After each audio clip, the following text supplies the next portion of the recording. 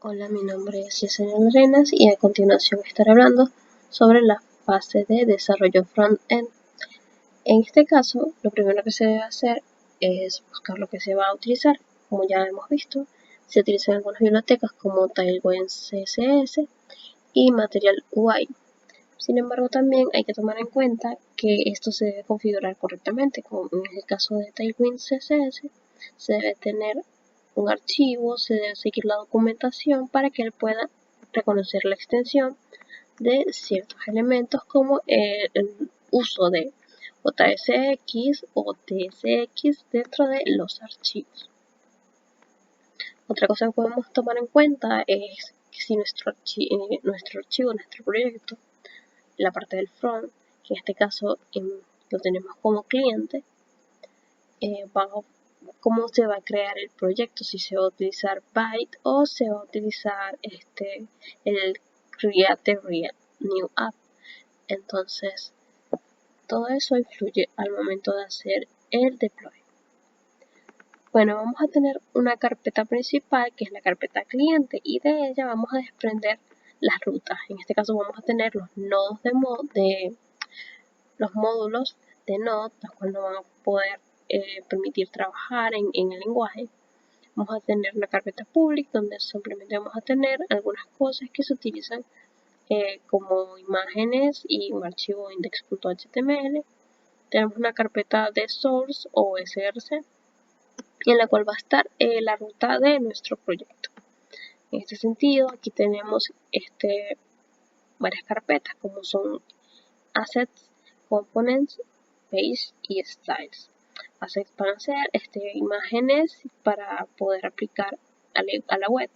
Los components van a ser todos aquellos elementos que podemos reutilizar, que son algo así como más generales y que no pueden ser considerados una página, como un footer, una card, un form input, un navbar y así. Los pages podemos separarlas por carpetas, como en este caso tenemos la documentación, el home, los participantes, el registro, o podríamos tenerlo en este caso que sería un poquito más desordenado, pero igual podría funcionar. En este caso tenemos una carpeta aquí, Style CSS, que son los estilos generales de toda la web. Tenemos otra carpeta para styles donde están otros estilos más específicos. Tenemos, por ejemplo, este es para el blog de los participantes, esta es para el formulario del webinar y este para el blog. Tenemos aquí donde se va a renderizar nuestra aplicación, que es el archivo add.js. En este caso, este proyecto está hecho con React New App.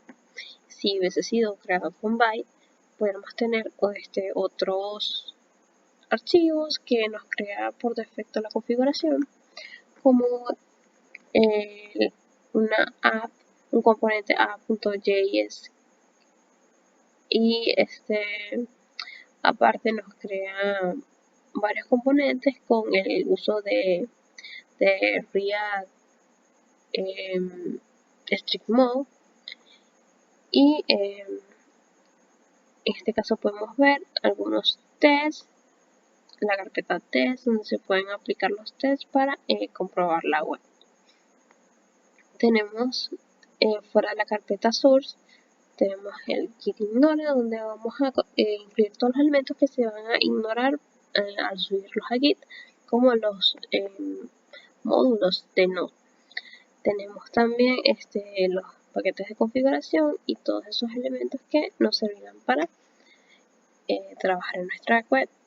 Entonces, principalmente tenemos el proyecto con su ruta, podemos ver algunos componentes, podemos ver el contenido de como la landing page, que tenemos un separador, en este caso son imágenes que están haciendo un efecto parallax, y llama al navbar desde el app para que estén todas las rutas.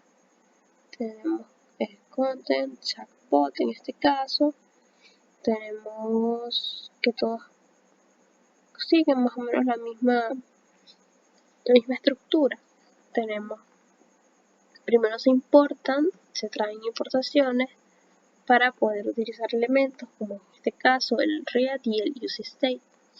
Tenemos una función principal o un componente, la cual tiene que estar en mayúscula para que la pueda reconocer el compilador, por así decirlo. Podemos tener funciones dentro de este elemento. Podemos tener declaración de variables, como en este caso estamos utilizando JSX. Recordemos que JSX es un lenguaje no fuertemente tipado y a diferencia de TSX podemos hacer alteraciones dentro de las variables.